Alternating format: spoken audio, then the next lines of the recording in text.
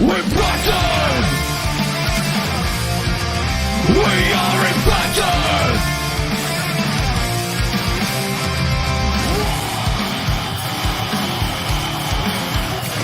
We're Bison!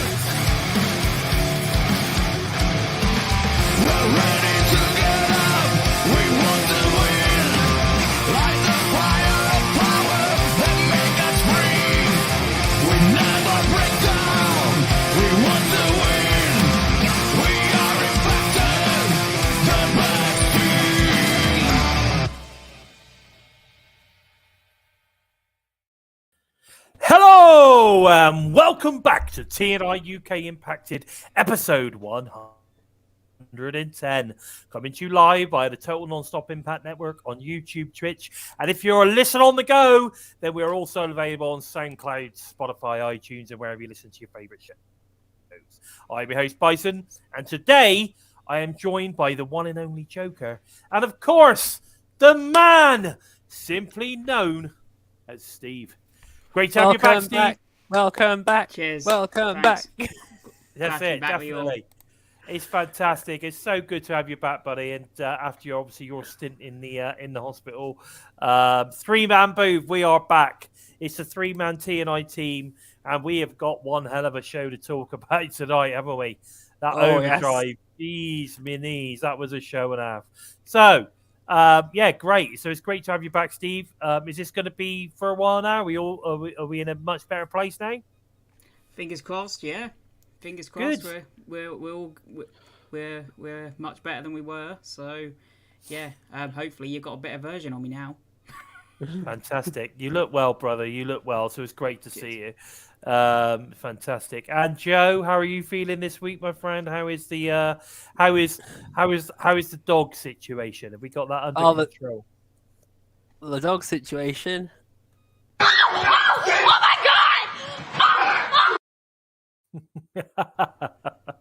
Is it that Yeah, bad? they're all good. No, that was just Sammy. Was it really that bad? Oh, it was just terrible for two or 3 days, Sammy was. But yeah, so now Susie's off of everything, so she's back to normal. He's back to normal. They're just back to chasing each other around the chair, banging into each other, And having being fun. puppies. Yeah. No climbing on her back. Then Sammy's not climbing on her back. I tell you, you should have called Susie Jessica. You should have called her Jess. I was going to call them Sue after Sue Young, but Susie after Susie. That's bad. Fair enough. Can I just have a quick hello to Courtney, who's obviously in the house already. Mir's already with us. So it's great to see you there. And what's Courtney saying? I also had a blast on Monday at Monday Night Raw.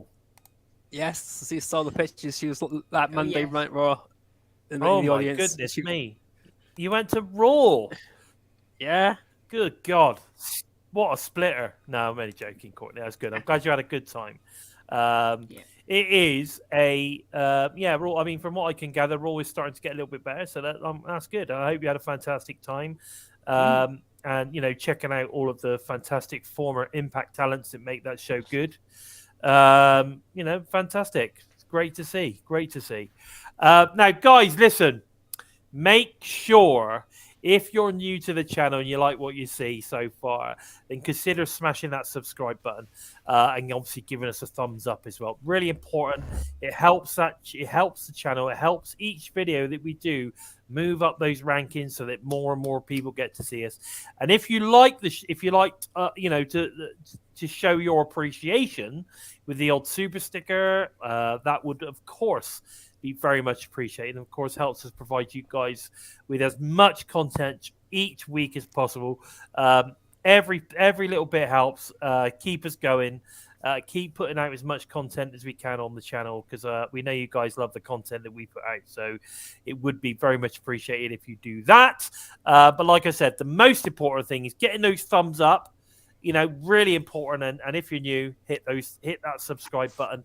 Obviously, of course, you need to smash, tickle, or squeeze the bell as well, which would be fantastic. And then you don't miss any of the great content coming to you every week. Now, This week, guys, there's not a massive amount of stuff on there. So we're still going to do news rumors. And instead of it being like an Impact recap of the week, like we normally do, we're going to do the Impact Overdrive recap of the week. Right? What do you think? Does it sound all right? Smash it all in one. Smash it all in one. Let's talk about some of the stuff going on. We're going to talk about Overdrive.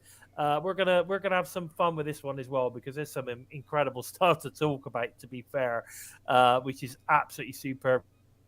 Can I just say a quick hello to Violet or Anna? She's obviously just joined us. She's great to see you there, darling. Thank you very much for joining us. She's glad to see Steve back as well. Really appreciate that. Glad to Definitely. be back with Now, everyone. let's get stuck in. Now, it's interesting that Courtney has just mentioned Alan Angels. Now, the first thing on my little list of things to talk about is that we've got Con and Angels have been added to the Impact roster page. And interesting, they're not called Big Con, just called Con, and Alan Angels is just called Angels. So obviously they've sort of kind of abbreviated it down a little bit, which is cool with me. But what's really good is it's cool to see that they've been added to the roster page. So it looks like they're going to be around for a little while, which is good news. Definitely good news. And it's great to see Zach in the house as well. And he's pleased to see the whole effing UK crew. I'm down with that as well, brother. I'm all down with that, yeah? Yeah, the whole effing crew. That's what we've got, yeah? The whole effing crew. Anyway, so good to see you join us as well, buddy. So what are your thoughts on Big Con and Angels then? Joining the roster. Great to see him on the roster page. Could mean that we're going to see him for a little bit longer, right? Yeah, I think the names being shortened down it shows that they are officially now a part of Violent by Design, as we saw. You know, Dina is Cody, Dina is Dina, Big Con is now Con, and Angels is now Angels. So it's like Eric Young has chopped their names down. I think it's fantastic that Big Con is back in Impact Wrestling, and Alan Angels they were both so impressive when I saw them earlier this year. So to have them back in now on a much more full-time basis is going to be really interesting to see where it goes. Mate, I got to correct you here. Big Con was impressive in his 2-second squash match with Josh Alexander. Yeah, it was still impressive to see him though. I really he was impressively squashed. Yeah. Is that what you're saying? He was impressively squashed. Impressively squashed. No, it's going to be good to see him on the roster. I'm really impressed. I'm looking forward to seeing what they do. I think Big Con is ginormous, so I'm interested in see what he does. And we know how good Alan Angels is, so I'm glad to see Angels on the team as well. What about you, Steve? I mean, I know you haven't seen a massive amount over the last few weeks because obviously you've been going through a few things, but good news, right? Oh yeah. Like I say, I have managed to kind of keep up with everything, but I'm really looking forward to seeing what these two do, and especially with the group in Violent by Design, and especially the direction Violent by Design is going. You know, I mean, the way it left the last Impact. I mean, we could even be seeing Violent by Design led by Dina at this point. I had that feeling because if you looked at the way that they were all stood, you had Dina in the middle looking over at EY, you had Con, and then you had Angels on the other side. It's almost like the whole thing has been completely, blown up in It's kind of like EY's like, what have I created here? Yeah, it's almost like reincarnated, isn't it? Yeah, too much cleansing. But when you look at that group, it's like you look at the old VBD and you think, is this an upgrade? It kind of feels like maybe it could be. Potentially. I don't know. It's a tricky one, but I'm really looking forward to seeing what these three do because I think they look really good together as well. They definitely look together, and again, if you're going with that kind of Freebird rule with the whole, tag teams type scenario, could be interesting. I still don't think that's the only. I think there's more to come. I think the group's going to grow. May not grow until 2023, but I just have a feeling that we're going to see a couple of extras join that group to make them even more imposing. And of course, we know that there's unfinished business there, obviously with Sami Callihan.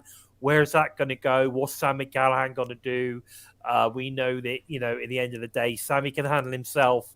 But I think with the group growing and growing and growing, Sami's just going to have do something. He's going to have to bring some mates in. He's going to have to, he's going to have to do something special to take these guys on. And I just can't see him being able to do it on his own. But we'll just have to wait and see. Now, news came out over the last couple of days. We've got the Bullet Club, Chris Bay, Ace Austin, victorious in 2 matches now in the New Japan Pro Wrestling Super J Tag Team Tournament. Versus... Please allow me to express a heartfelt congratulations.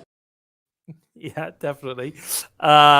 Versus Bushi and Titan, plus Dookie Peros and Kamaru. And that gets them off to a bloody good start for the table. 4 points on the table, and unbeaten in the first 2 matches. I honestly believe these guys are going to go all the way. What do you think? Triumphant. I agree. I think they will. I think it's a fantastic start, and it's Ace. We listened to Ace Austin and Chris Bay's promo from their last match before we went on live. Ace Austin is now 4-0 at where the last match they've had was held. And he rubbed that in perfectly, and the Bullet Club's closing promo was fantastic. So, guys, I suggest you check that out. It was just brilliant. They're both really hyped up for this tournament. You can tell just listening to that promo alone. I've been following Ace Austin along on Twitter as much as I can, as I did last year, hopefully not jinxing it as much, although it did end up with him coming into the Bullet Club. So stepping into the void did some good for him, I guess. But I'm really, really looking forward to see where things go. I think they've got this tournament won, and I'm looking forward to seeing them versus the Motor City Machine Guns as teased at the event that we had that rings thing that I can't remember what it was called. No worries. When they get back, let's just say when they get back. Yeah. When they get back from winning the tournament, you've got Motor City Machine Guns obviously currently carrying the New Japan Pro Wrestling Strong tag titles. So it'll be interesting to see whether when they get back, that's what they do. Whether they go for that. Oh dear, a little itch there. Whether they go for that or I don't know. I think the last match that they had on Impact, Motor City Machine Guns defeated them. I think we're definitely going to get a rematch at some point, especially if they come back after winning that tournament. It's going to be very, very interesting where it goes. So make sure you follow that. They do an amazing job. The promo they did at the end that Joe's referring to, that was after the first match. Go and check it out. Really, really, really good. But the main thing is that they are too sweet, baby. Yeah, no, they're doing well. They're doing great. There's a little bit of sad news this week. Obviously, it was sad to hear of the passing of Bob Marinin, who does a lot of who did a lot of work behind the scenes with Impact and TNA over the years. Real sad to hear of his passing, and all of us here at TNI UK send our condolences to obviously his family and friends and the whole of the Impact family at this sad time. But there we go. Also, recently announced, Joe Hendry is set. The prestigious one, the one that we all believe in here at TNI UK, is set to defend his DMC title in Europe against Trent Seven, of all people, in Warsaw, Poland, at Primetime Wrestling, one of the biggest promotions around in Europe. What are your thoughts on this one? I think this is fantastic. I gotta say, Trent Seven, come on. It couldn't get more motivational, could it? That's just fantastic news. So I saw that him tweeting about his match, and I just thought, wow, this is going to be fantastic. And getting that extra exposure now in places like Poland and that, where Impact Wrestling really doesn't even seem to have any reach to as far as anyone's concerned. I think it's great to see guys like Joe Hendry go over there and really, really push everything. This is going to be a good match too. I'm really looking forward to hopefully seeing that this comes on the Impact Wrestling website in time. Because I have a funny feeling that this will be a digital media, exclusive. I would love to see this match. I really would. I think that's what it's going to be. I think it'll be a digital media exclusive. It'll give some exposure to primetime wrestling as well over in the US and, of course, all around the world, which is fantastic as well. But Trent Seven, I mean, come on, that's the type of dude you want to be defending this title against, isn't it, Steve? Oh, definitely. Yeah. And like I say, they're pushing that needle further into that UK market. Yes, yeah. And for me, if you're going to see Trent Seven, like you say, he was in NXT UK, guys. So you're right, Courtney, he certainly was. Are we potentially looking at a possibility of Trent Seven turning up on Impact? I don't know. I mean, is there a possibility of that? I mean, the dude is a bona fide badass, and would be a fantastic addition to someone like Violent by Design, for instance. So yeah, interesting. But yeah, we'll see. What's his? With a name like Trent, he is already defeated. At least the match will be longer than Trent's marriage. Poor old Trent. He's not even part of TNI UK crew, and he's still getting grief. Bless him. Great to see Punk Trace in the house as well. Well, thanks for joining us, buddy. But anyway, interesting. Zach, don't hold back. Zach, don't hold back. That's all I got to say on this one. But there you go. That's why he's always welcome. He's always welcome. Looks likely that Yuya Uemura is signed to an Impact contract as well with his... Happy birthday to Uemura. Yeah, recently with his Twitter proudly displaying Impact as his place of work. Is he actually signed, or even if it's on a short-term deal? I don't know, but we've certainly been seeing a lot more of him lately, haven't we? Yeah. I have a feeling he's definitely. No, go on, Steve. I was gonna say, yeah, you definitely felt it was on at least more than just a paper appearance or just a deal with New Japan or something. You felt there was something more there. The amount we were seeing him. Yeah, we were seeing him a lot. So I have a feeling that, I mean, he's a young lad. So I have a feeling we're going to see a lot of him. And of course, talking about Yuya, he was featured in the opening contest for the Countdown to Overdrive show as he competed in the multi-man X Division match with Rich Swann, Jason Hotch, Kenny King, Bhupinder Gujjar, Mike Bailey. And I have to say, after a fantastic, fast-paced, high-flying display, Rich Swann picked up the win. Now that's an interesting win for Rich Swann as well. I mean, the match was billed as an X Division extravaganza of a match, and it was, wasn't it? It really was. It was an amazing match. It's the perfect way to kick off the show. It was just amazing. It was, like I say, it was fast paced, high flying. It displayed everything that you want to see from the X Division in this match, didn't it? Yeah, it was fantastic.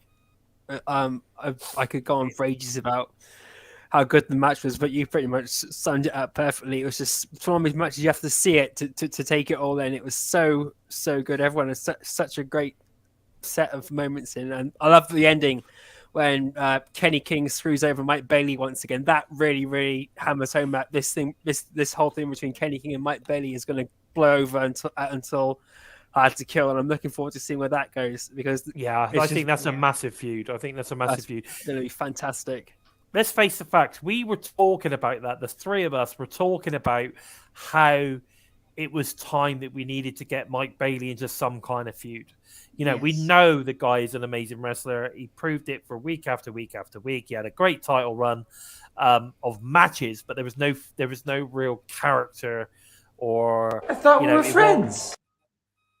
We are, Mike. Every week I tell you, we're still mates. Okay, we're still friends. I just want to see a little bit more character from you, buddy. I do. A little bit more character that will really bring you out. I think everybody wants to see it. I think everyone wants to see, who Mike Bailey is, not just what Mike Bailey can do, right? Yeah. Who better to bring it out of him than Kenny King? Exactly. Yeah. I mean, exactly. One way to sum up Kenny King. You look at everyone who's in the X Division that you could have a feud with, and Kenny King is probably the best person to bring that character out of him. Unless you're gonna put him in there with someone like Crazy Steve. Again, another guy that would probably help as well. Yeah. But the bottom line is we need to see him in a feud. We need to see that character pulled out of him. And, I think Kenny King is the perfect guy to do it. Yeah. Like I said, we saw that. Now, the other interesting thing coming out of this one, because we're pretty convinced that that's going to turn into a feud moving towards Hard to Kill. Now, the other thing that came out of that match is the fact that Rich Swann won. Now, with Rich Swann winning this, are they pushing him now in the X Division? Well, that was the interesting thing, because they kind of announced it as like an X Division extravaganza, didn't they? But I'm sure that, which I'd love to see Rich Swann back in the X Division, but I'm sure commentary was saying that this kind of maybe pushes him back towards the world title picture. So it's one of those where obviously the win pushes him somewhere, but it just depends where. Yeah, I think we're just going to have to wait for this to develop. There's not a massive indication on where they're going to push it. I know lots of people are like, Rich Swann to redeem himself to win the title and all this kind of stuff. I'm not sure of that. I don't want to see him push towards the world title scene, because I just think that that you've got everyone in place now for at least the next 6 months. There's not really a place for him, I don't think, unless he goes in there to do a special or something, but if that happens, he's not going to win. He's going to lose. The top of the card is light for faces, so you could put him up there. But I think it would be fresh having him in the X Division for a while. Exactly, I agree with that. And again, but you say it's light for faces. The problem is that your champion is a face. So everyone that's going against your champion has to be a heel. If they're not, it's not going to work. Right, so that's what I'm saying. See, Rich Swann at the moment is not in the right place to be going up against him. Otherwise, you've got face versus face. It's not going to work. You need to have a reason to really want to watch it. And as we'll get to the end of Overdrive, you'll see what I'm talking about. Yeah. Now, we also then got the New Japan Pro Wrestling Strong Tag Champs, Motor City Machine Guns, versus the Bullet Club, Bay and Ace, we've just been talking about. And after an impressive display of tag team action from both sides, in terms of, tag teaming, together, double team moves, all sorts of stuff going on. The Guns pick up the win over a very, very impressive Bullet Club team. This one I can see really, really boiling over into something special in 2023 between the Guns and the Bullet Club, of course, with hopefully eventually the Guns putting the Bullet Club over as the kind of next badass high-flying team of Impact Wrestling in the tag division. I love this match! I totally agree. Are you on the same page on this one, Steve? I know clearly Joe is. Yeah, like I say, it was the perfect match to follow what we had. And again, I think we were all rooting for Bullet Club, but Alex Shelley spelled it out perfectly. You've been teaming for 2 months and we've been teaming for 2 decades. You ain't going to beat us like that. Not yet. No, exactly. So, I think it's it was a really good match, which they narrowly lost in the end. I mean, it wasn't like an emphatic victory for the Guns. And they're looking better and better every week, and they're looking more like they're looking more like a team as well. Yeah, totally agree. The shape Chris Bay's gotten into is absolutely amazing too. He's just looking every week. He's looking absolutely even more jacked than before. It's just incredible. Yeah, he's a beast. He is a beast at the end of the day. Yeah, and again, him and Ace really complement each other because they're both young, they're both hungry, they're both jacked. They're going to be. They are. I'm really looking forward to where it goes. So. Once the countdown's over, we then kick off into Overdrive. The opening match, of course, turns out to be Bully Ray versus Moose in a tables match, and I have to say, after some pretty impressive offense from both guys, some very hard hitting stuff, it was, of course, Bully who eventually spears Moose into a table in the corner of the ring, which is obviously poetic justice to win the match. Bully had to win, obviously. If you're gonna turn him into a credible heel, badass opponent for Josh Alexander, as we find out later. He could not have lost this match. He had to win. He had to beat Moose. So, did I want to see Moose win? Probably. But I understand why he had to win. And I thought it was a good match. What do you think on this one, Joe? I love this match. I also love the fact that it kicked off with Bully Ray getting a whack in the balls. So we got a call back to when the infamous "my balls" moment with Bully Ray. That carried on throughout the entire match too. I couldn't stop laughing at that. But the offense in the match was fantastic. The Moose beat the shit out of Bully Ray, and especially when Bully Ray went through the first table. Moose thought he won the match. It was good. It was it's full of really, really big twists and turns. In fact, as soon as Bully Ray went for that table, I was thinking to myself, "Oh fuck, this isn't the match over, is it?" And then referee, because I was thinking back to WWE and the Big Show stood on a table and it broke, and that ended the match for him with him losing, which I thought was fucking ridiculous. Yes. So as soon as the match continued, that was a huge pop for me in itself. And no, but the finish was amazing as well. Just Bully Ray slamming Mish to that table. It was poetic justice, and like you said, we got the babyface Bully Ray right till the end of the night. It was brilliant. Yeah, it was good. It was really good. Can I just say a quick hello to Chris Maycock? Nice to see you, buddy. And Barry Monkey, obviously 99 is in there, is joined us as well. So it's great to see you guys. Thanks for joining us. We really appreciate it. And make sure you leave us some lovely comments with regards to any of the stuff that we're talking about, guys. Remember, you guys are just as much a part of this show as we are. So let us know your thoughts on anything that we're talking about. Yeah. So it's pretty solid match. Really enjoyed it. Now, we then get a Zoom interaction with Frankie Kazarian's family because they decided that they weren't going to be at the show. They wanted Frankie to focus on what he was there to do. What did you think about this? I mean, I like the way that they use kind of like modern technology now within storylines and stuff. What do you think about this, Steve? I found it kind of one of those intriguing things because obviously, how can I put it? Part of me felt like you would want them to be there, so I found it a bit like why weren't they there? But I liked how it was done. I liked how it came across. But yeah, as soon as I mean, you knew that Kaz was probably going to lose anyway. But as soon as you that this came around, you were like, well, there's probably not much chance that he's going to win now. That was the only issue I found with this, because you kind of really, they would have probably been there if he had a chance. Yeah. And I will say I loved his son's answer to, is he going to win? Something along the line of, well, maybe. Yeah, that's right. Yeah, well, maybe. Not sure. But no, that was cool.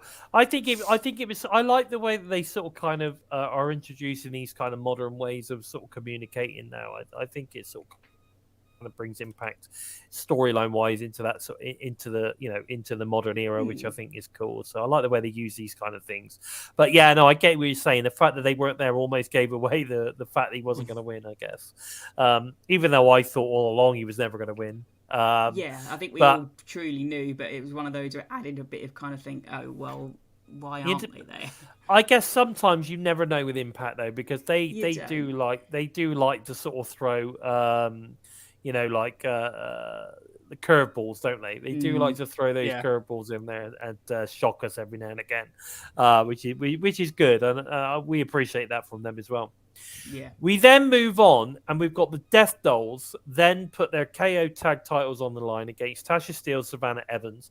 Both teams, I have to say, I thought were on fire in this. Because I'm sick!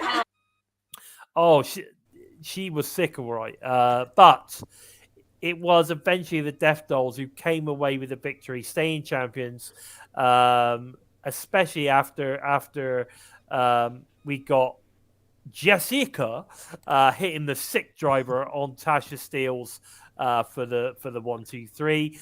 Was I surprised Steelz took the pin here? A little bit.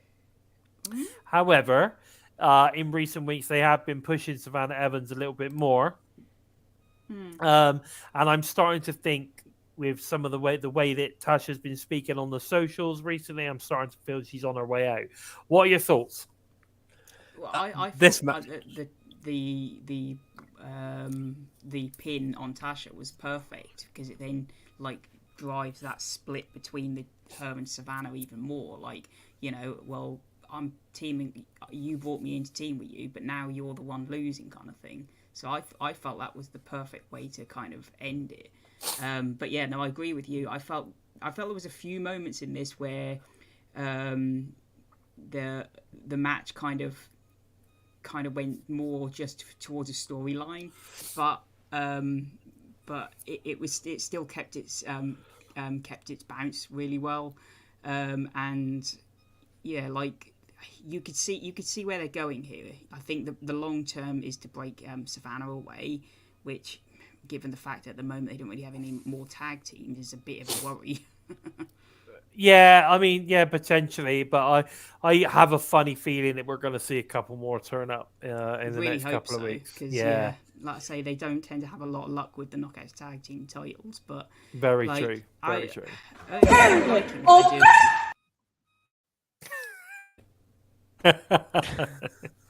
Yes, period. What about you, Joe? What did you think on this one? Now, I know you're a huge Death Dollz fan, so come on, give us your thoughts. I was surprised Tasha still took the pin, to be honest. But like you guys said, when seeing Savannah Evans is getting so much exposure and usage over the last few weeks, it just wouldn't make sense to have her suddenly lose again after a pretty impressive run she's had. Even though she's not won every match she's had a decent length in every match.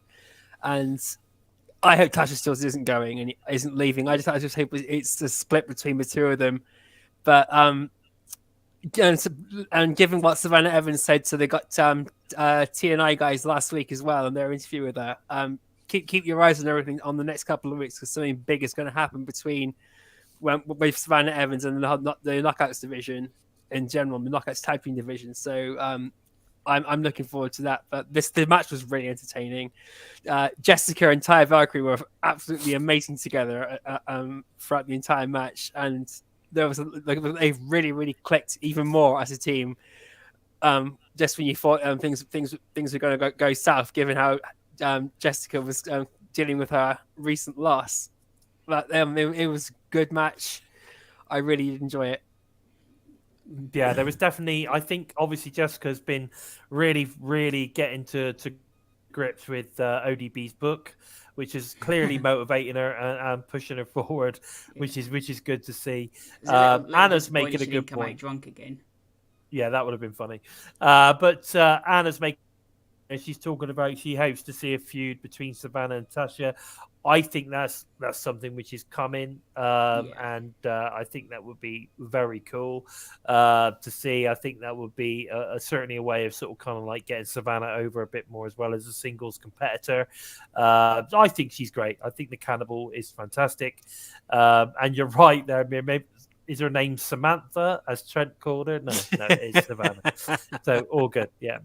So we then move on and we get the major players interrupt the conversation between the Motor City Machine Guns and the Bullet Club, claiming victory of their World Tag Team titles match against Heath and Rhino tonight.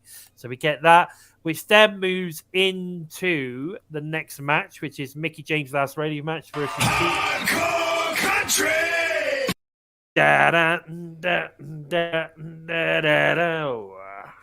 Yes. Which obviously against the legend and former knockout champion Taylor Wilde, which is a first time ever matchup. And after what for me I felt was a real display of respect and some great ring in action and storytelling, Mickie scores that victory and the last radio ride continues on. We then get after the match, which, I mean, I thought the match was really good. It was solid. I enjoyed it. It was a little bit eventless, I should say. It's not like, it's a show stealer or anything like that.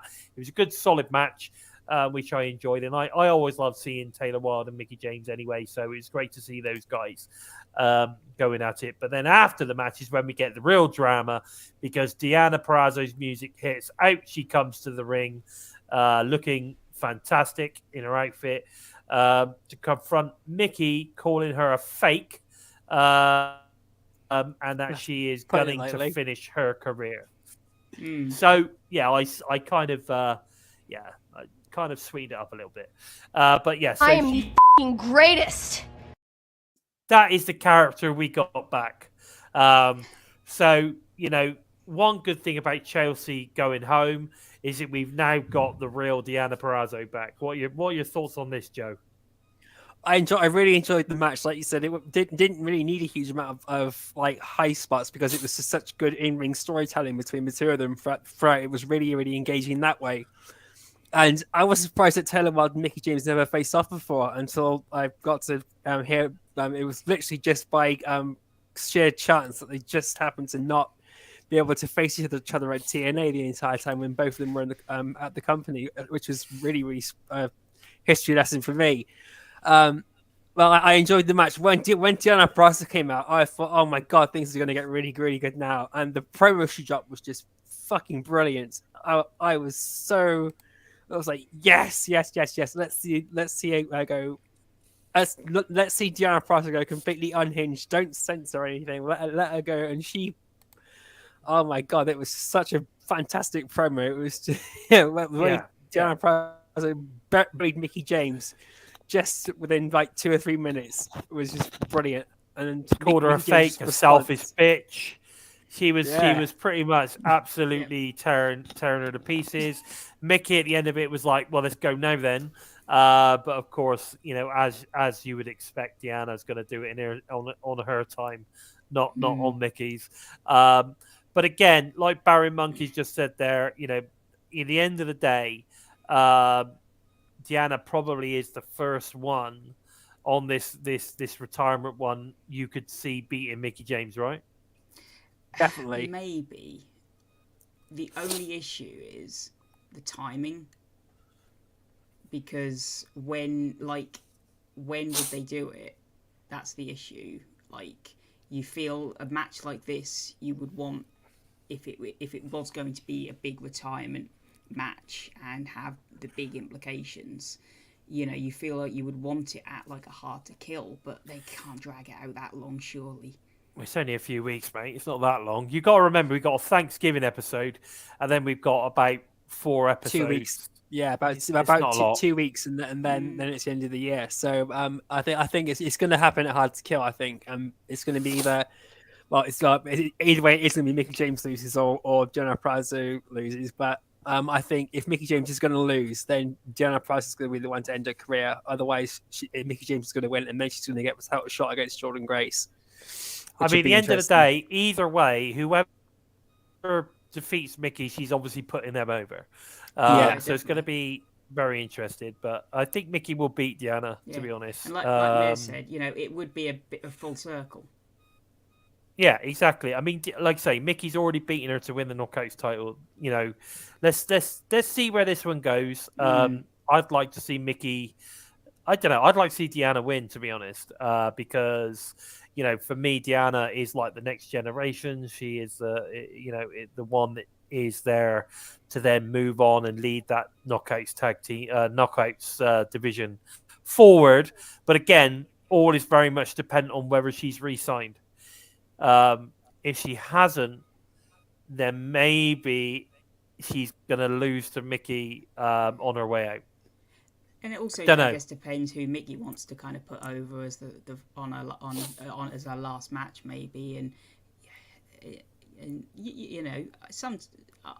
to me as well, I think the last rodeo has a bit more legs in it still. So do I. I think they need to continue it, and it would be a shame if it ends at Hard to Kill, because I feel that maybe it should go to at least Slammiversary. Yeah, but I think it does have a bit more legs. It's just who else could they line up?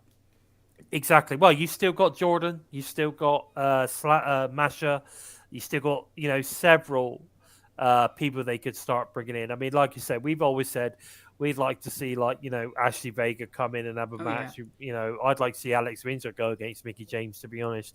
But there's loads of people out there that could, with it, they could potentially bring in. I'd like to see Camille from NWA come into Impact Knockouts. I think that would be a hell of a match with Mickie. But there's a lot of potential out there. We'll just have to wait and see. It depends on who Mickie wants to basically put over in the end. It's a good question, Courtney. What's that? Has Dion actually beaten Mickie before? I don't know, to be honest. Not Maybe, cleanly, no. Not cleanly. Not in Impact. Not in Impact. Not in Impact Wrestling, and not cleanly. If it has been in Impact Wrestling, so it's been with Chelsea Green's help to pin her, I think. And yeah. But apart from that, she's not beating her one-on-one fairly. It would be, but if Mickie James was to leave next year, Sacrifice would be the best time to do it. Up in Canada, possibly, but again, Sacrifice or Rebellion. It's got to be, though, at the end of the day. I mean, her contract is up at the end of December. So, she's got to have signed an extension to even get to Sacrifice. Yeah. We're just going to have to wait and see.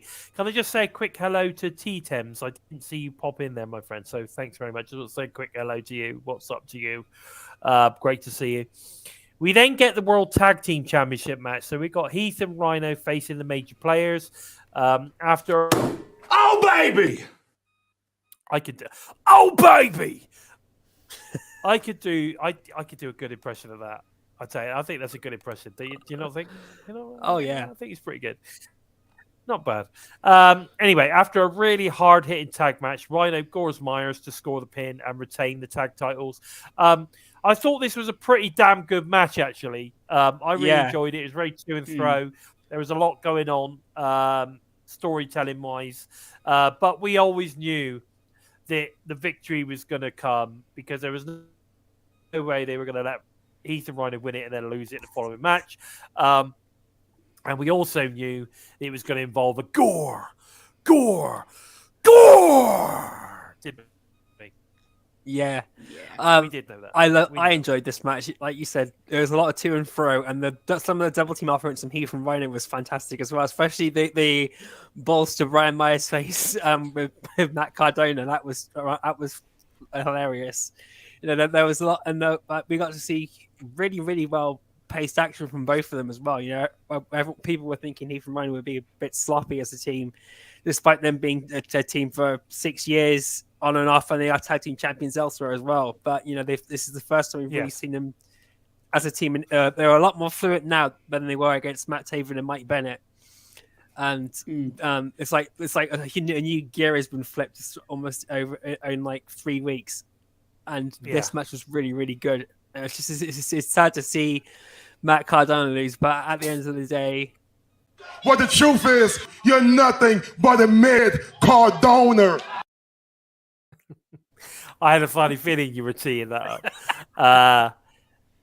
So at the end of the day, I mean, it was a pretty solid match. I enjoyed it. Heath and Rhino were the right team to win. There's no point in taking it off them yet. So it's good to see them retain, which is good news. We then get a backstage interview with Uemura with Bully Ray, who reiterates that he's going to call his shot honorably for an Impact World title opportunity, whether it's Josh Alexander or Frankie Kazarian, who is the champion at the time. I thought this was a cool promo. Obviously, Bully Ray continuing this whole face, front that he's currently been putting on, and I thought it was a good promo. I think it worked well. But then we get the final of the X Division tournament to determine who is the next X Division champion. So we get Trey Miguel versus Black Taurus, and I have to say, once again, in an awesome display from both, because both guys I thought were fantastic in this match, in and out of the ring. We then saw the heel turn of the night from Trey as the rest distracted. He pulls out the spray can, sprays Taurus in the eyes, to then obviously get the win with the 1-2-3 and winning the X Division title. This match was great. I never expected this at all. Like, I never ever expected these. We've never seen Trey go full heel or anything like that. Never seen him do stuff like this. I think this is a fantastic move. I'm really pleased we get a backstage promo later on the social media. I thought the promo was fantastic. He's definitely. I'm liking this version, this heel version of Trey Miguel. What do you reckon, Steve? What do you reckon? Yeah, like.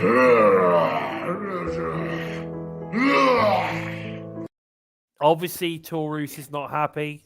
I actually don't want to translate what was said there because it was a little bit. We got classic heel turn from Trey too. Yeah. It was to be honest, what Taurus just said then was just a little bit much for the show. It's a family show, guys. At the end of the day, it was just a little bit much. So, what were your thoughts, Steve? What were your thoughts? Yeah. Well, first off, I'll say that I was ecstatic that they didn't open with this match because normally they stick the X Division's title match in the curtain jerker, and for once they didn't, and it did not deserve to be there. These two put on, an absolute clinic, and to be honest, I had Taurus winning it from the start, and when he came out with Steve doing the entrance and new music and everything, you're like, okay, it feels like it could be Taurus's night, and I agree with that. I agree with that. Yeah, it's one of those things where you just have to see it to believe it. I mean, words won't describe this match. It really won't. Yeah. They've pulled away from the heel turn for a while, so you've kind of wondered if it would ever happen. And then, like I say, they finally pulled the trigger on it here. For me, I'd like to have seen him go a little further with it, like when he won the title. So it's like, finally, really go full heel. But maybe we'll get a promo Thursday where he kind of really goes into it. Yeah. Well, the promo he did after the match on social media was pretty good. It was like, okay, I haven't caught that yet. You need to go and check it out. But it was very good. I think I have to say it's probably one of the best promos I've seen him do on his own. I used to love the Rascal stuff. I used to love I thought the Rascal stuff was awesome.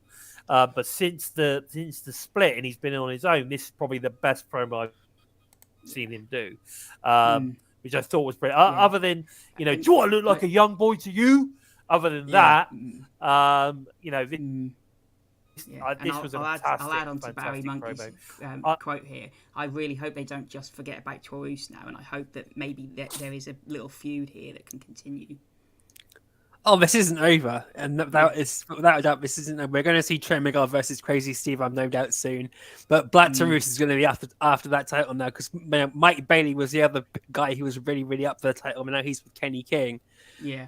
But the match was amazing. Like Steve said, these matches you have to just sit back and watch it to take it in.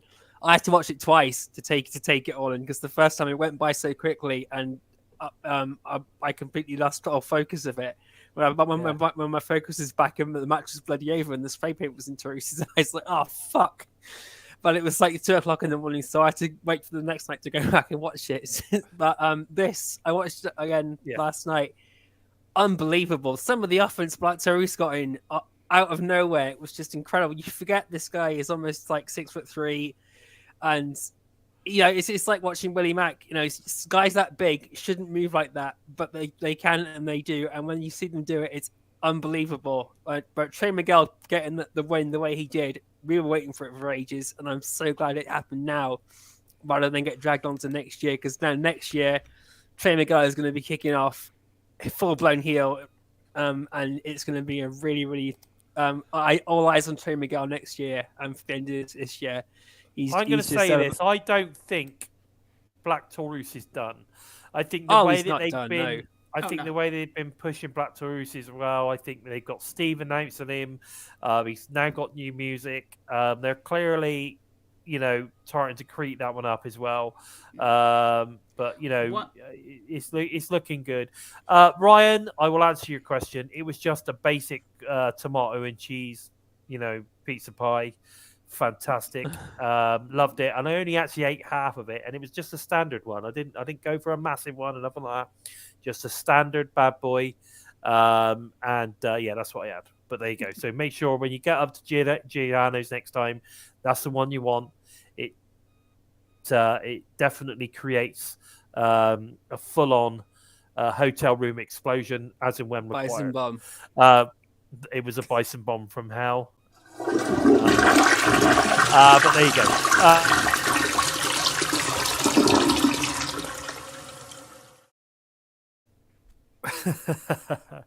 Now, of course, with regards to Trey Miguel winning, could we see, because over recent weeks now, we have been seeing lots and lots more of this going on from Trey. Do you think we could see Myron Reed and, of course, the incredible Zachary Wentz turn up on Impact Wrestling in 2023? What are your thoughts?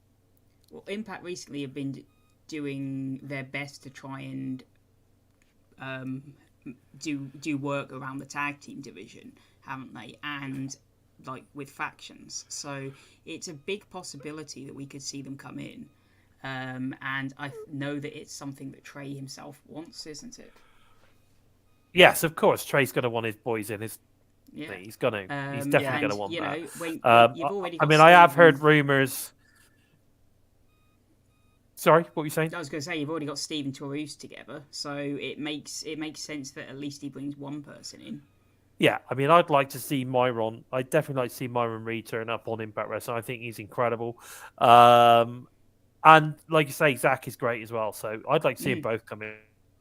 To be honest, I want to see the faction of the Rascals reunite or come back to the Impact Wrestling roster, whether it be, obviously we're not going to get Dez, but Myron is just as good, and of course, Zach is great, as we all know. I'm not saying I want to go back to the version of wrestling we had before with the whole, stoning it up stuff.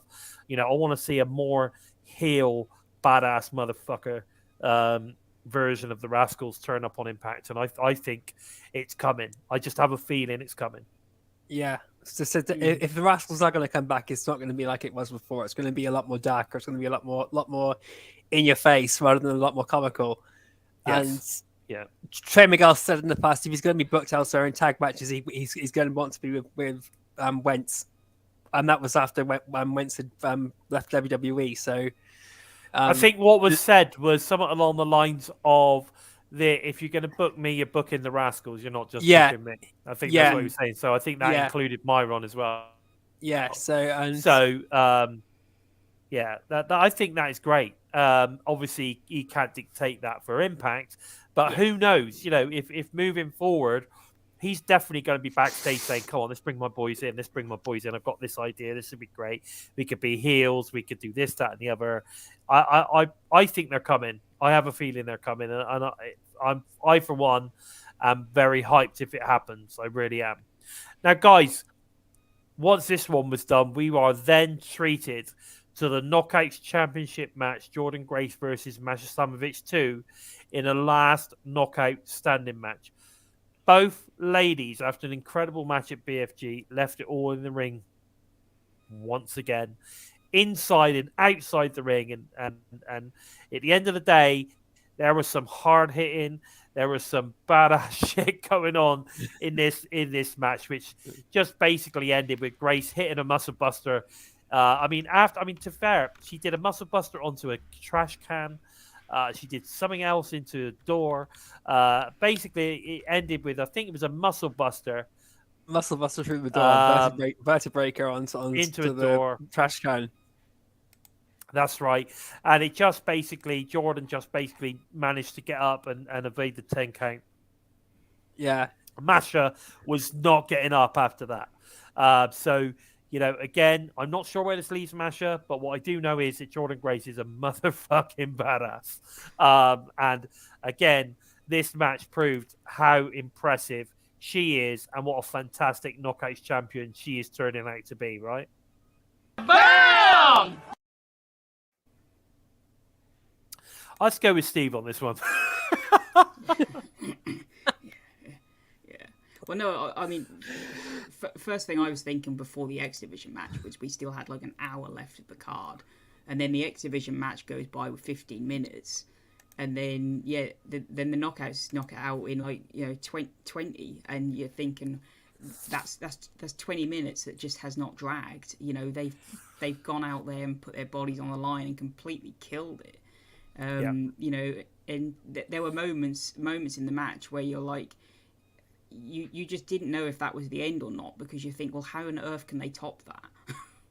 Yeah, no, I agree 100%. And Mir's right. To be fair, Jordynne actually took most of the door when she did the muscle buster. But like either way, those girls literally left everything they had in the ring, or so I should say left everything they had on the ring side. Which was just so impressive. I mean, like, it doesn't matter whether Masha lost. She was incredible. She was absolutely incredible.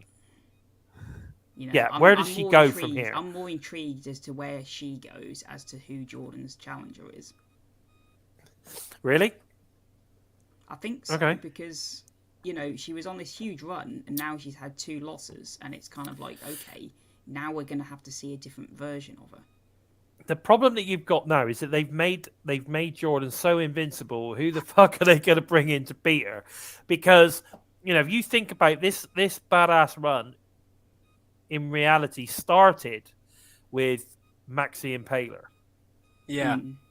Right. So she goes out against Maxie Impaler, and we get a fucking hard hitting, hardcore, badass match. She then goes out at BFG and has an incredible match with Masha Slamovich. Not to take anything away from Masha, she had an incredible match. She had her part in that match, obviously. But obviously Jordynne takes the win. She then goes out again at Overdrive in a last knockout standing match. And again, proves that she's pretty much invincible, right? So who is going to dethrone Jordynne Grace? I mean, the only one that looks like they're ready to challenge is Killer Kelly. That's the only one they're pushing right now towards the title, it seems. Yeah, but I don't see her looking. I don't think she looks invincible. No, I don't think she's ready yet. No, I think I'm just saying. I think that's the only one that it looks like they're pushing. I see Killer Kelly crossing paths with Masha Slamovich. I think Giselle Shaw's going to be getting a huge push as the year comes to an end, and Giselle Shaw's going to be, or Deonna Purrazzo are going to be next in line to go for the Knockouts title, because Deonna Purrazzo, before she came out to the match with Mickie James, she said, it's been a long time since I put someone in the Fujiwara armbar. It's time to bring that back. And she's beaten Jordynne Grace twice, and at least twice, and once was the night. I think. Wow, she's beaten the previous version of Jordynne Grace. Yeah, I'm not forgetting that match at all. No, that was an incredible match at Emergence. I was there live for that match. That was a great match, but it's not on par with with Masha's matches or Maxie Impaler, in my opinion. I thought the last knockout standing match was a bit one-sided to begin with. It was Jordynne Grace was just dominating throughout, and then Masha Slamovich got some offensive, but Jordynne Grace dominated throughout this entire match, once again showing that at the moment she is unstoppable. It's going to take someone to really, really rattle her cage, and she is the juggernaut, Joe. She's a juggernaut. Giselle Shaw did a bloody good job in doing that in the match she had prior to this. So she's the one I think is going to be getting a push towards Jordynne Grace next, while Deonna Purrazzo has got Mickie James, and I think Masha Slamovich should be going up against Killer Kelly and see what happens between them two. We just seem to be getting, they just seem to be turning Jordynne into this unstoppable juggernaut of a knockout. And, and to be fair, like I say, in the story that we've got at the moment, it sort of kind of started with that.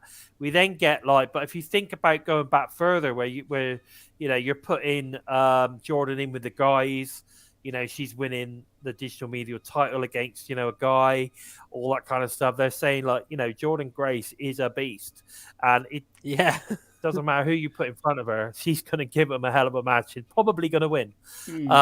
And I think they've done some incredible work with her. She looks fantastic. Like, she is so trimmed. She looks great. She's so slick and smooth in the ring. She's getting her promos are starting to get really badass. I think she's looking fantastic, and I cannot see her losing that Knockouts title anytime soon.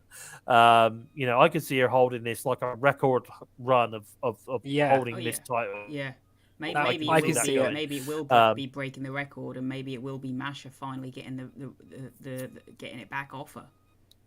Yeah, I agree I want to with see her Barry, go by the against way. Ty Valkyrie one more time as well. That would be good too. Just see, Again, see her go. When There's the another record's coming badass. up. That's a badass. Again, Taya Valkyrie, maybe when the time comes would be a good call. I kind of agree there with Barry where he's talking about the crowd are a little bit indifferent with regards to Giselle Shaw at the moment. Give her time. She's going to win everyone over as time goes on. So just give her a bit of time, Barry. Give her a bit of time. She is great. Now, we then head into the world title match, which is obviously Josh Alexander versus Frankie Kazarian. Now, this for me, regardless of the two matches previous to this, was 100% the match of the night, with some incredible storytelling, hard-hitting action. These guys didn't hold back. And then, of course, the match itself went just over 40 minutes. I think it was like 44 minutes or something before Josh finally gets the pin on a completely, and I've got to say, it's completely exhausted Frankie Kazarian to retain his world title. Frankie eventually gets to his feet to congratulate Josh in a show of mutual respect from both guys. I thought this match was outstanding. Absolutely outstanding. I'm not going to talk about anything else yet. I just want to talk about this match. Outstanding. What do you think, Joe? What were your thoughts on this one? I was blown away by this match. Without a doubt, match of the night, possibly match of the year. And the long list of match of the years with Josh Alexander's name next to them. This was absolutely incredible. They went about whatever 40 minutes, 40 to 44 minutes or so, and they just did not stop at all. Even Frankie Kazarian it was just pulled up insane. Absolutely insane. Frankie Kazarian looked fantastic as well, and it was great to see him pull out the Styles Clash instead of Josh Alexander.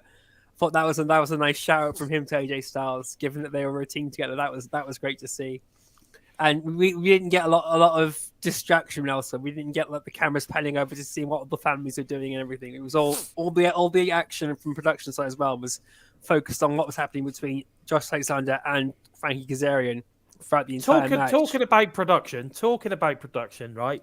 I've seen some massive improvements in the production value of Impact Wrestling, camera angles, the graphics, all sorts of different bits and pieces. I don't think you missed stuff. I think they do a great job with the camera shots now. Yeah. My only concern on this particular show was the sound. I thought the sound was shocking. The sound was 1 minute it was loud, next minute it was quiet. It wasn't a particularly great sound. I think that they've obviously got themselves a decent film crew together now. I think they're still potentially using local guys for sound. They need to get their own sound engineers so that we get that consistent sound quality. I thought the Vegas tapings, the sound was great. Yeah. That or Eddie no Edwards issues. damaged the production crew somewhere still. Yeah, All the damage maybe. Eddie Edwards did to the production crew. That's still lingering still. Maybe. The match was amazing, and the way it ended was incredible too. The Frankie Kazarian almost just thinking, fuck it, I'm off. And then coming back in, the handshake, the hug, the feel good moment.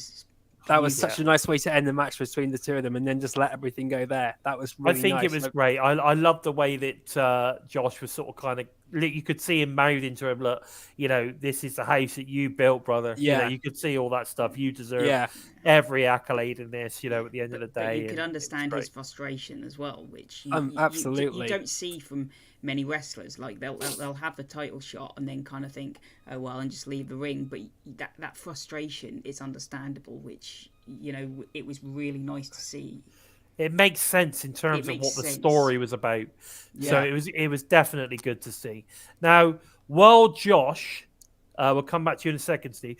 While Josh is celebrating, Buddy Ray's music hits and he heads to the ring. Now, at this moment, he's got the Call to Shot trophy. He then gets in the ring and offers his admiration for Josh and the match that he just witnessed, saying that, that is basically, basically the reason, why he respects both the guys so much because of that type of thing. He was, he mentioned that, that's why Josh is one of the best world champions on the planet right now, all that kind of stuff. Loads of admiration. It was really, really heartfelt. Obviously, he then calls his shot, at Hard to Kill on January the 13th. Shakes hand. They do the handshake thing. But anyway, backs away, still offering his admiration. So lulls Josh into obviously a false sense of security. He thinks that, he's thinking that this is it now. Bully's gone. The match is going to happen. Bully's sticking to his word, blah, blah, blah.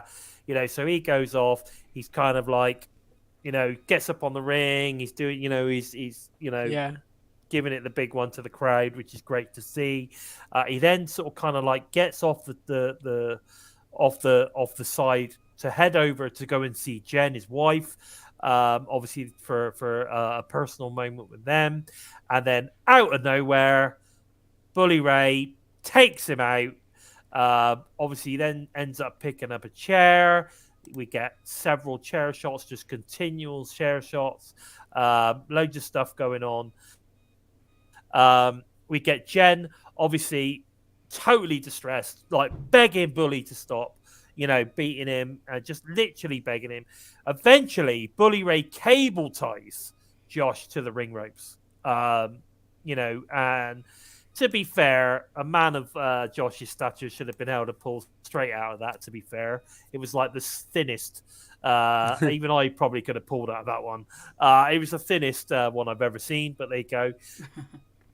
So he ties him in there, holds him there. Obviously then, pulls Jen over the barrier into the arena. Obviously, then, he threatens Jen. I mean, it was basically one of the biggest heel moments I've seen. So intimidating. It was really it was really, really scary. It was so intimidating. It was scary. And I know that Anna, our good friend Anna in the show today, she said that she found it incredibly unnerving. It was really scary from a mental health point of view. But at the end of the day, Bully Ray, didn't go off on Jade. Eventually, kind of like she ends up in Josh's arms. He's trying to shield her. Anyway, it's a nice moment. And her name is Jade. Sorry, her ring name is Jade, but her real name is Jen, and that's what they refer to her on Impact as. The wife of Josh Alexander is Jen. They even say it several times on commentary as well. But I thought it was just an incredible display of heelness. And it just goes to show, if you didn't know who Bully Ray was, you certainly fucking do now. Yeah. Right. And obviously that's where Overdrive goes off the air. What were your thoughts when all this was going on, Joe? Because I know that you were probably well into this. What were your thoughts when all this was going on? I was thinking, where the fuck is anyone? The names are just coming through my head to come out and try and stop Bully Ray. Where the hell was Scott? Where the hell was Tommy? It was just insane, and it reminded me of some of the stuff I saw with Eric Young and Jeff Hardy when I started watching TNA back in 2016, when Eric Young was trying to end Jeff Hardy's career and was like constantly power driving him on the ring, on the exposed ring, on the floor, on the side of the ring. It was that kind of intensity. It was really, really intimidating stuff, and you really did, but you almost forget that it's all kayfabe and that, and it really did think. I mean, I'm thinking, oh shit, what the fuck is going on? It was really, really good. Yeah, and I just can't wait to see this match in January. Yeah. Oh, he certainly set it up. What were your thoughts, Steve? Yeah, like you both said, I thought that the original segment was done incredibly well. Bully coming out, cashing in, and then turning turning behind his back and basically saying, look, I done what I said I was going to do. I cashed into your face, and now I'm going to be a heel to your back. And he, like you say, he played the heel to perfection. As everyone's, I think Bonus Baby said, some of those chair shots were crisp, and they as Violet said, some of it was hard to watch. It was tough, man.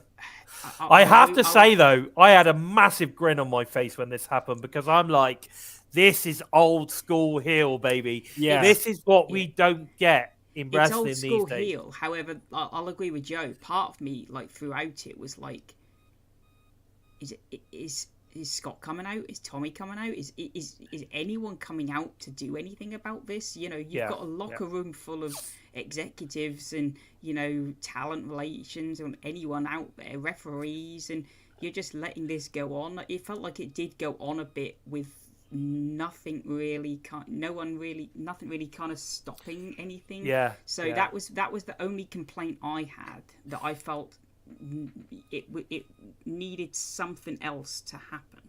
I think what happened was it sort of kind of ran on a little bit. I think Scott was supposed to come out, but I believe like Bill said on the show. I think Bill said on the review show that that's what happened. Towards the end of that, it sort of kind of Scott D'Amore did come out and deal with it, but it had already gone off air by that point. Yeah. So I have a funny feeling it sort of kind of ran on a little bit, and they ran out of airtime. By the time, like, I think we got to the second point where he was looking to kind of power bomb Jen, I was kind of like, we've been here. Someone should be out here by now. Somebody needs to be dealing with this. Where the hell is Scott? You know what I mean? Like, that's exactly what you were thinking. This is supposed to be his mate and his and his friend in family. Jen. Exactly. Where the hell is Scott at this point? But it turns out that obviously I think they ran out of airtime, and then as it went off air, Scott came out. I'm just wondering whether potentially we might get to see that at some point this week. This is what happened after Overdrive went off air, that sort of thing, or we might even see it at the Thanksgiving episode, possibly this Thursday. Who knows? I mean, we might get to see something like that. I don't know. But I'm with you, Barry. At the end of the day, there is nobody better on the mic than when it comes to healing it up than Bully Ray. He's just awesome. And he is so believable when he goes full heel. He is so believable. It's awesome.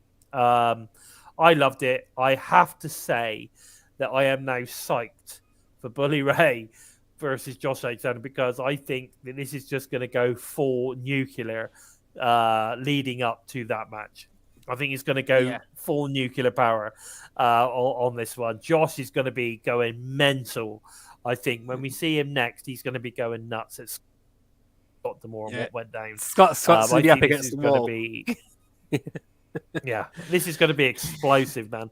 It's going to be explosive. It was all I got to say is, the last three matches on the card elevated this show to one of the best of the year. I think Emergence was a stronger show in terms of match wise. And some of the other shows in the year match wise, like, we've had a couple of shows where every single match has been absolute fire. Whereas on this one, I think it was the last three matches that really kind of made this show stand out. And then, of course, we had that incredible heel turn in the end of the show from Bully Ray as it went off air, which literally blew it from, for me, I would have been looking at giving it like a 7.5, an 8 to a 9. You know what I mean? It just totally took it to the next level, which is fantastic. Chris Roberts in there, great segments, definitely going to be an awesome build to the match. Chris Maycock, Impact Wrestling should have a TV deal here. I said it. I assume he's talking about in the UK. But yeah, it's going to be. I think it's going to be an absolute monster of a match. But guys, that pretty much sums up Overdrive. There's not much more to say apart from Jesus Christ. We're certainly heading. If you haven't seen it, go and see it. Yeah, if you haven't seen it, you need to go and check it out. That's for sure. And even if you don't watch the whole card, at least watch the last 3 matches in the end because it's fucking badass. So go and get to see that.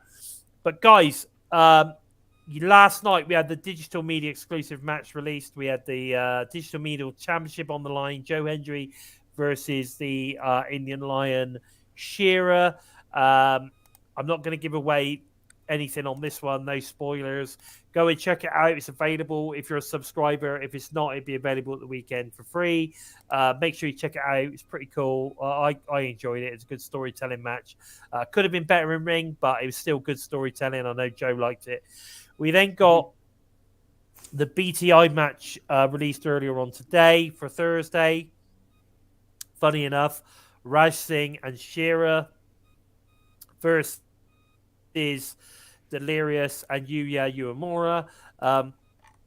Delirious is an interesting one because there were rumors, I don't know how true it is, but I believe he was backstage doing some production stuff, doing some producing at Overdrive and the tapings. So it's good to get a Delirious match as well. He's pretty damn good. Nice to see Yuya Uemura getting some more exposure. And again, if he has signed with Impact Wrestling, we're getting to see more and more of him, which is great. So lots of real cool shit going on. And then this Thursday, Impact Wrestling Thanksgiving special. Now, no real explanation of what this is. I'm assuming we're probably going to get, we might get an exclusive match. It was taped possibly, but I think there's going to be a lot of sort of look back over the year. We know traditionally it's never a particularly big show viewership-wise. I know that I won't be getting up at 1 o'clock in the morning to watch it. I will definitely wait until later on over the weekend to give it a watch. But who knows? We'll have to wait and see. But I think it's certainly not obviously this Thursday, but next Thursday is going to be very, very interesting because that's obviously going to be the fallout from Overdrive. Yeah. Do you agree? Yeah. Yeah.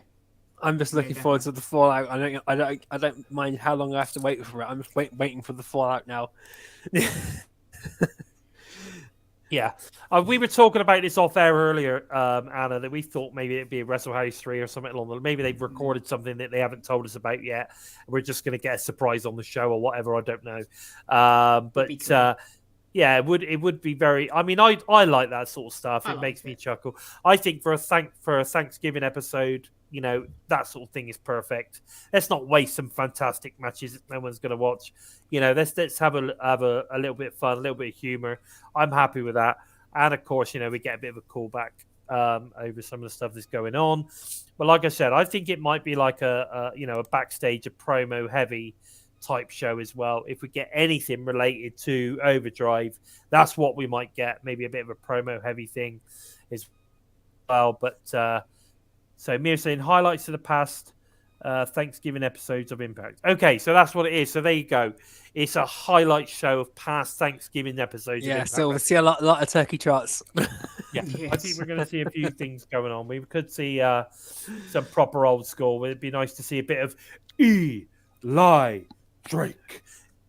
We might get to see some of that. We might get to see a bit of Eli Drake. We might get to see a bit of Eric Young in the turkey suit. I don't know. There could be some interesting stuff on there. We'll have to wait and see. Anyway, guys, I think that's just about all we've got time for this week. But don't forget to tune in to TNI Impact Review Show tomorrow night, live on YouTube and Twitch directly after Impact is aired on Access TV, Fight Network in Canada, Impact Plus, and of course YouTube Insiders. If you're up for watching the Thanksgiving episode, that is. Please don't forget to head over to the TNI Patreon for exclusive extra content when you sign up, and of course join our Discord where we pretty much talk about everything Impact related. And other wrestling promotions as well as movies and other sports, etc., get discussed over there. So make sure you get going checking that out. A lot of fun over there. Uncle Mark pretty much spends his entire life in the Discord. So if you miss Uncle Mark, go and check him out. Yeah, that's where he's hiding now. That's where he's hiding over there.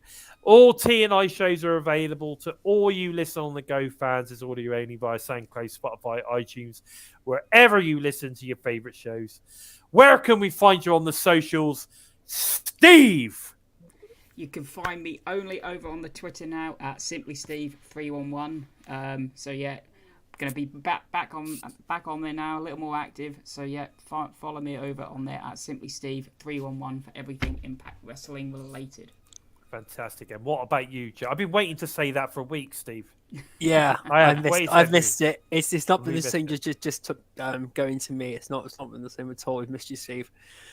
Definitely. What about you, Joe? Find me. You can find me on Twitter at JokerEmptySpace. You can jump onto Facebook or Twitter, look for #EmptySpace, #Into the Void, or if you fancy to tickle your taste buds and your sense of humour, #DailyGiggle, and approach with an open mind, and you just might keep your sanity. No worries. And if you're interested in finding out a little bit more on the Bison, I'm on Twitter over at LordBison45. I've also just recently opened up my OnlyFans. So if you want to, no, I'm only joking. I haven't really. But he just in the even Sammy raised an eyebrow. I wanted Barry there to get that one. Yeah, no, seriously, no OnlyFans yet, mate. Maybe in the future. I would love to see a bit of J-Bone and a bit of Bill giving it some OnlyFans action. That would be interesting, wouldn't it? Okay, please take the time to help us moving up the rankings on YouTube by giving us a thumbs up. And if you're new to us and you like what you see, then please consider hitting that subscribe button, and don't forget to give the bell a tickle, a squeeze, or even a smash to never miss any of the great TNI UK or US teams content coming out each and every single week. Don't forget to go check out some of my interviews on Bison Talks Impact. I've got a great one in there in the moment with regards to Ace Austin. Go and check that one out. With all that said, I've been Bison. They have been Simply Steve, and of course the Joker. This has been episode 110 of Impacted.